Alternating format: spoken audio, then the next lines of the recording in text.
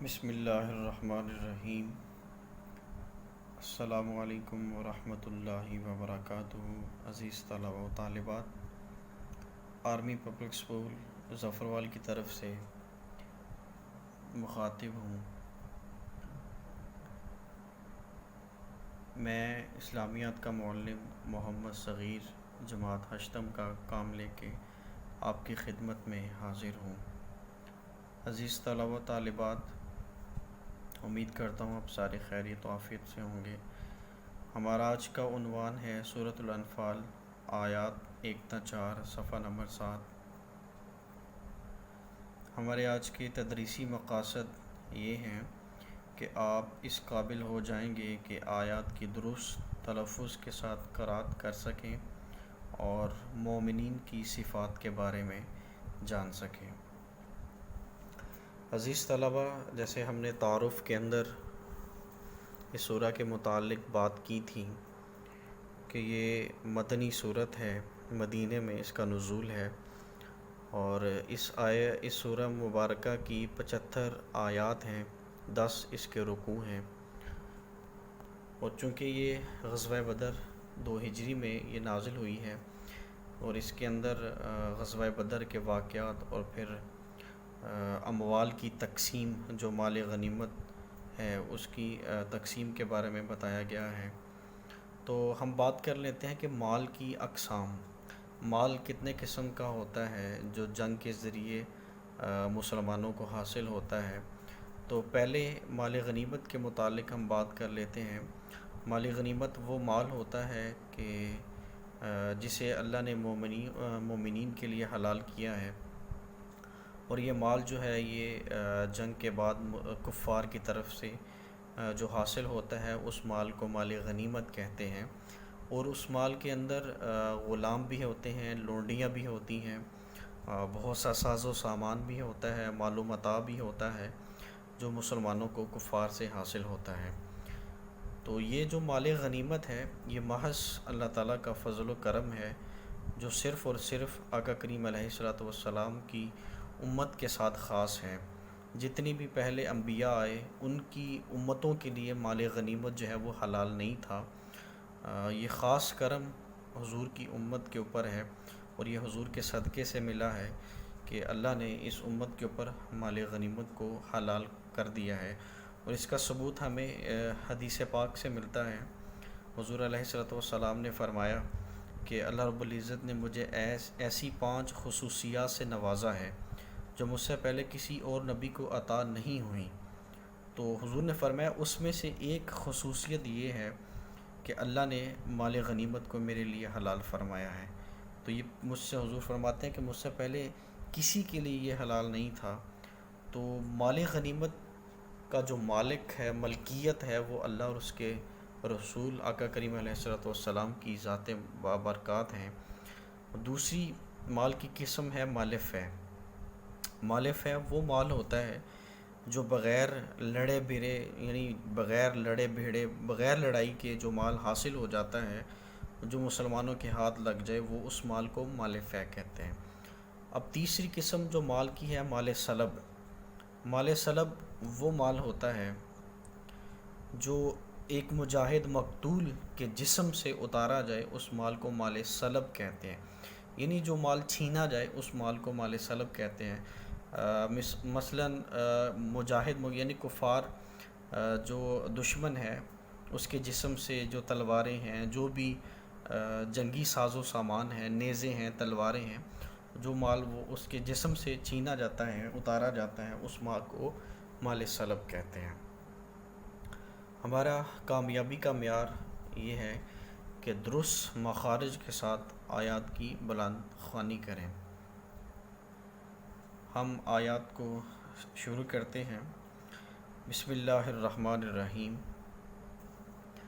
یسألونک عن الانفال قل الانفال للہ والرسول فاتقوا اللہ واصلحوا ذات بینکم واطیعوا اللہ ورسولہ ان کنتم مؤمنین۔ ہم پہلے میں آپ کو اس کے مشکل جو لفظ ہیں اس کے میننگز بھی آپ کو بتاؤں گا تاکہ آپ آسانی کے ساتھ جو ہے آیات کا جو ہے وہ ترجمہ کر سکیں۔ یسألونک، سأل یسألو کا مطلب ہوتا ہے سوال کرنا، یسألونک وہ سوال کرتے ہیں، کاف جو زمین ہے یہ حضور علیہ الصلوۃ والسلام کی طرف ہے، تو یسألونک وہ آپ سے سوال کرتے ہیں کس چیز کا، عن الانفال مال غنیمت کے بارے میں، انفال کہتے ہیں مال غنیمت کو، یہ عربی کا لفظ ہے اور یہ جمع کا لفظ ہے، نفل کی جمع ہے عن الانفال، اور انفال کا مطلب ہے مال غنیمت، اور مال غنیمت کے بارے میں پہلے میں نے آپ کو بتایا ہے۔ یسألونک عن الانفال، اے حبیب وہ آپ سے مال غنیمت کے بارے میں سوال کرتے ہیں، قل الانفال للہ والرسول، فرما دیجئے، قل جہاں پہ بھی قل کا لفظ آئے گا تو اس سے مطلب یہ ہے کہ اللہ اپنے حبیب علیہ الصلوۃ والسلام سے مخاطب ہے۔ اللہ فرماتا قل، اے حبیب فرما دیجئے، الانفال مال غنیمت للہ والرسول، اللہ اور اس کے رسول کے لیے ہے، یعنی مال غنیمت کی ملکیت جو ہے وہ اللہ اور اس کے رسول کی ہے۔ فاتقوا اللہ، بس اللہ سے ڈرو، اتقو یہ تقوی جو ہوتا ہے نا، تقوی کا مطلب ہے پرہیزگاری، یعنی اللہ سے ڈرنا، اللہ کا خوف پیدا کرنا، تو فاتقوا اللہ بس اللہ سے ڈرو، وَأَصْلِحُوا اور صلح رکھو، ذات بینکم آپس میں، یعنی آپس میں صلح رکھو، اللہ سے ڈرو، وَأَطِیعُوا اللَّهَ وَرَسُولَهُ اللہ اور اس کے رسول کی اطاعت کرو، وَأَطِیعُوا کا مطلب ہے اطاعت کرنا، ان کنتم مؤمنین اگر تم مومن ہو،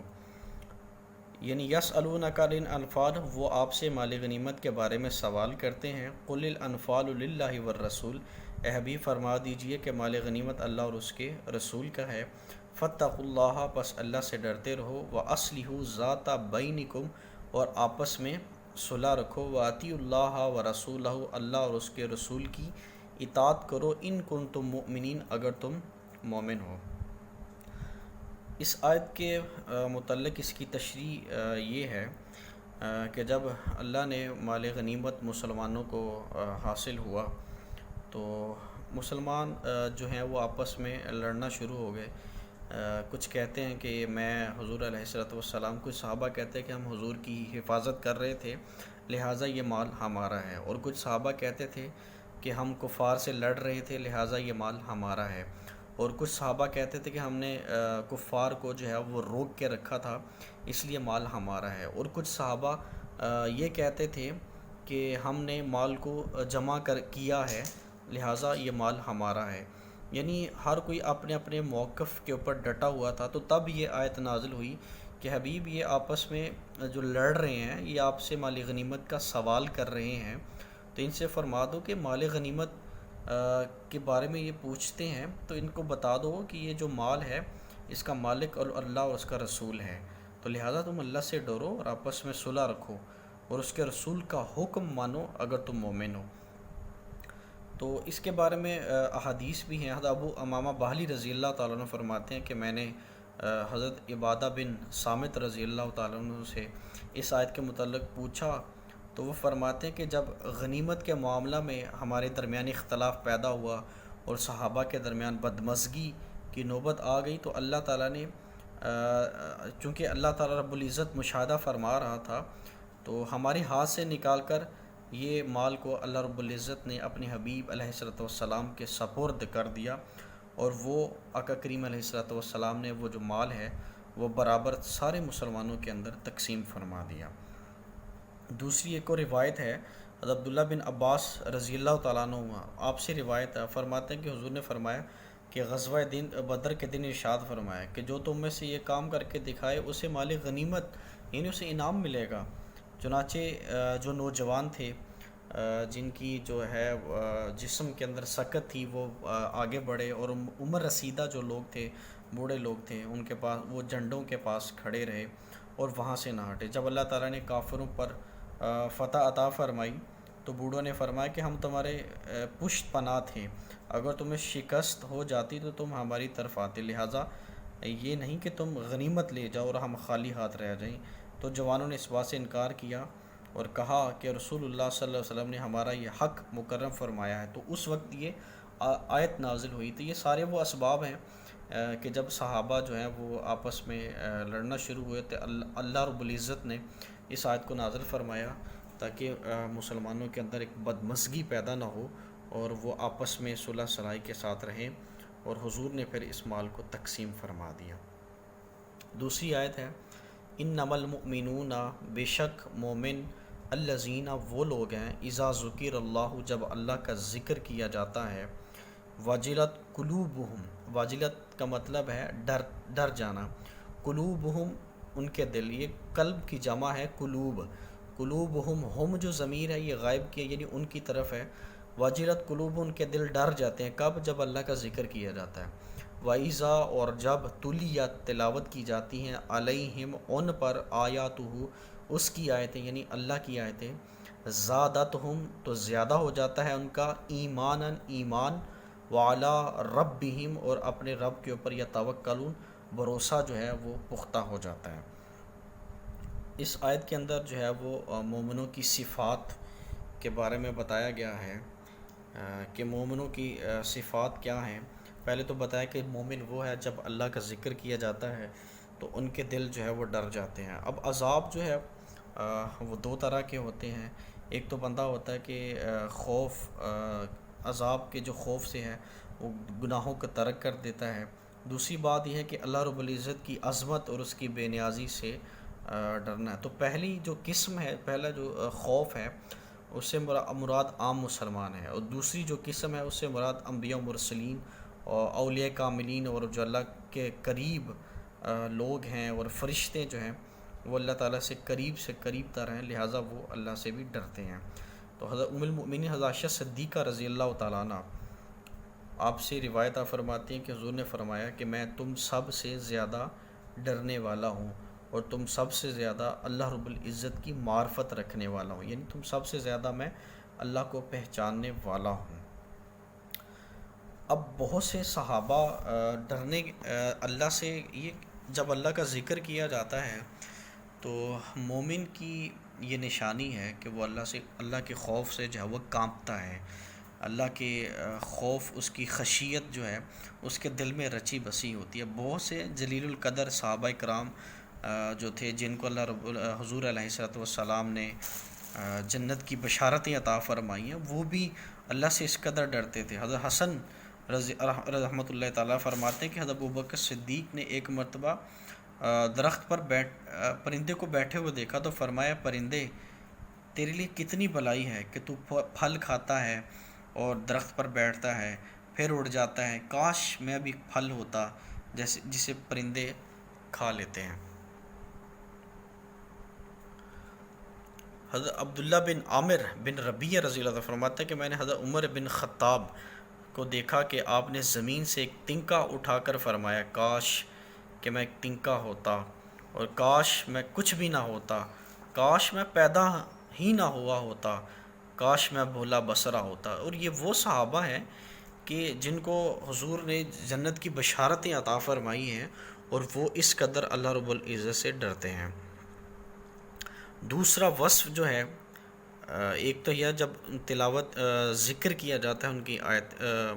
ان کے دل جو ہے وہ ڈر جاتے ہیں، اور پھر فرمایا کہ جب اللہ کی آیات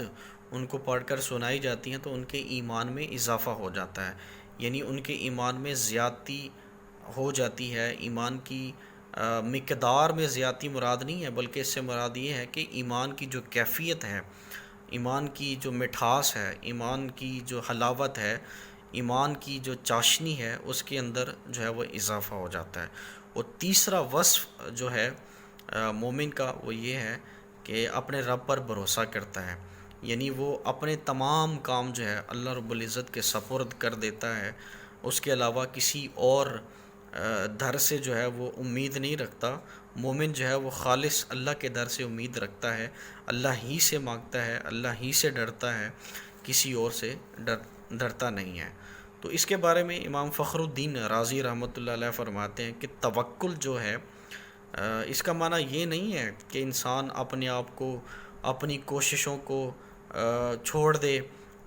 کہ میں بس یہ میرے ظاہری اسباب ہیں، یہی سب کچھ ہیں، لیکن دل سے ان اسباب پر بھروسہ نہ کرے، بلکہ اللہ تعالیٰ کی نصرت، اس کی مدد، اس کی حمایت پر بھروسہ کرے۔ اس کے بارے میں حدیث پاک بھی ہے، وہ حضرت انس رضی اللہ تعالیٰ فرماتے ہیں کہ ایک شخص نے عرض کی یا رسول اللہ میں اپنے اونٹ کو باندھ کر توکل کروں یا اسے کھلا چھوڑ کر توکل کروں؟ تو حضور نے فرمایا تم اسے باندھو پھر توکل کرو، یعنی اس کو پہلے اونٹ کو باندھو پھر توکل کرو۔ مثال آپ لے لیں، دنیا کی لے لیں، آپ گاڑی گلی میں پارک کرتے ہیں تو آپ اس کو جب لاک لگاتے ہیں تو پھر آپ اللہ کی ذات کے اوپر توکل کریں۔ اگر آپ نے ایسے کھلا چھوڑ دیا تو اس طرح یہ ظاہری اسباب کے ساتھ ساتھ اللہ کی حمایت، اللہ کی نصرت جو ہے اس کے اوپر بھی بھروسہ کرنا چاہیے۔ اور توکل کے بارے میں بہت سی احادیث بھی ہیں، اور حضور نے واضح طور پہ فرمایا ہے کہ میری امت میں سے 70,000 جو لوگ ہیں بغیر حساب جنت میں جائیں گے، اور یہ وہ لوگ ہیں کہ جو منتر جنتر نہیں کرتے، فال کے لیے چڑیاں نہیں اڑاتے، بلکہ اپنے رب کے اوپر بھروسہ کرتے ہیں، اللہ کی ذات کے اوپر بھروسہ کرتے ہیں۔ تو یہ لوگوں کے پاس جانا فالس نکالنے کے لیے، منتر جنتر جادو ٹونے، ان چیزوں سے باز رہنا چاہیے، کیونکہ یہ مومنوں کے اوصاف نہیں ہیں۔ مومن جو ہے وہ خالص اللہ کی ذات کے اوپر بھروسہ رکھتا ہے، اللہ کی ذات کے اوپر توکل کرتا ہے۔ آگے فرمایا الذین، یہ مومنوں کی بات ہو رہی ہے، وہ لوگ جو ہیں یقیمون الصلاۃ، نماز قائم کرتے ہیں، ومما رزقناہم ینفقون، اور جو انہیں اللہ نے رزق عطا فرمایا ہے وہ اس میں سے خرچ کرتے ہیں۔ اب اللہ نے مومنوں کو اگر رزق دیا ہے تو وہ اللہ کی راہ میں صرف کرتے ہیں۔ غربا، یتاما، مساکین، جو لوگ ہوتے ہیں ان کی خدمت کرتے ہیں، ان کی مدد کرتے ہیں، ان کی اعانت کرتے ہیں، جو ضرورت مند لوگ ہوتے ہیں ان کی ضروریات کو پورا کرتے ہیں۔ یہ مومنوں کے اوصاف ہیں، یعنی وہ ضرورت مندوں کے اوپر خرچ کرتے ہیں۔ تو لہٰذا ایمان کی تکمیل ہی یہی ہے کہ نماز کو قائم کیا جائے۔ نماز قائم رکھنے سے مراد یہ ہے کہ فرض نمازوں کو ان کی تمام شرائط و ارکان کے ساتھ ان کے اوقات میں ادا کرنا، یعنی باجماعت نماز ادا کی جائے، نماز کے وقت میں نماز ادا کی جائے، یہ مومن کی نشانی ہے، یہ مومن کا وصف ہے۔ اور جو اللہ نے اس کو رزق دیا ہوتا ہے اس رزق میں سے جو ہے وہ اللہ کی راہ میں خرچ کرے۔ پھر جب اس کو اللہ نے رزق سے نوازا ہے وہ حج بھی کر سکتا ہے، جہاد بھی کر سکتا ہے، اور جہاد کے ساتھ جو لوگ منسلک ہیں ان کی مدد بھی کر سکتا ہے۔ آگے فرمایا اولئک ھم المؤمنون حقا، اولئک یہی جو ہیں، یہ جو لوگ ہیں، ھم المؤمنون حقا، یہ سچے مومن ہیں، سچے اور ستھرے مومن ہیں۔ کون ہیں؟ جب اللہ کا ذکر کیا جاتا ہے تو ان کے دل ڈر جاتے ہیں، جب اللہ کی ان پہ اوپر آیتیں پڑھ کر سنائی جاتی ہیں تو ان کا ایمان بڑھ جاتا ہے اور اللہ کی ذات کے اوپر بھروسہ پختہ ہو جاتا ہے۔ پھر وہ جو لوگ ایمان والے ہیں وہ نمازیں بھی پڑھتے ہیں اور اللہ کے دیے ہوئے رزق سے خرچ بھی کرتے ہیں، اور یہی سچے مومن ہیں۔ ان کے درجات، اور فرمایا یہی سچے اور ستھرے مومن ہیں، ان کے ایمان میں کوئی شک نہیں ہے۔ لہم درجات عند ربہم، ان کے اللہ کے ہاں ان کے درجات بہت بلند۔ لہم درجات، ان کے درجات، عند ہوتا ہاں، عند پاس، ربہم رب کے پاس بہت زیادہ ہیں، یعنی جنت میں ان کے لیے مرتبے ہیں۔ جو جس کے اندر ایمان کی روشنی، ایمان کی چاشنی، ایمان کی مٹھاس جس قدر زیادہ ہوگی، اس کا مرتبہ، اس کا مقام اسی طرح اللہ کے ہاں بلند ہوگا۔ پھر اللہ نے فرمایا وَمَغْفِرَةٌ، صرف درجات ہی بلند نہیں ہوں گے، وَمَغْفِرَةٌ، اور مومنوں کے لیے بخشش بھی ہے، وَرِزْقٌ کریم، اور پاکیزہ رزق بھی ہے۔ پاکیزہ رزق سے مراد یہ ہے یعنی وہ رزق ہے جو اللہ تعالیٰ نے ان کے لیے جنت میں تیار فرمایا ہے۔ اسے عزت والا اس لیے فرمایا گیا ہے کہ جنت میں مومنوں کو یہ رزق ہمیشہ تعظیم و اکرام کے ساتھ اور محنت و مشقت کے بغیر عطا کیا جائے گا۔ اس لیے مومنوں کی یہ شان ہے کہ ان کو اللہ رب العزت نے ان کے درجات بھی بلند فرمائے گا، ان کے لیے بخشش بھی ہے اور ان کے لیے پاکیزہ رزق بھی ہے۔ عزیز طلبہ، یہ 4 آیات ہیں، ان کے الفاظ، میننگز اور الفاظ کے معنی، مشکل الفاظ کے معنی اور اس کے ترجمہ جو ہے وہ با محاورہ آپ نے یاد کرنا ہے، اور اس کے بعد اعادہ ہے، آپ اس کے بارے میں بتائیں کہ مومنوں کی صفات کیا ہیں اور مومنوں کی صفات کتنی ہیں۔ اور دوسرا میرا آپ سے یہ کوسچن ہے، آپ یہ بتائیں کہ یہ جو سورہ مبارکہ ہے یہ مکی ہے کہ مدنی، اس کے کتنے رکوع ہیں اور کتنی آیات ہیں۔ والسلام۔ آج کا ہمارا سبق اتنا ہی تھا۔ اس کے بارے میں جو آپ کا کوئی آپ کو خلش ہو، کوئی کوسچن ہو، کوئی سوال ہو، وہ آپ مجھ سے پوچھ سکتے ہیں۔ اللہ رب العزت کی بارگاہ میں دعا ہے کہ اللہ رب العزت آپ سب کو اپنے حفظ و امان میں رکھے۔ شکریہ، والسلام۔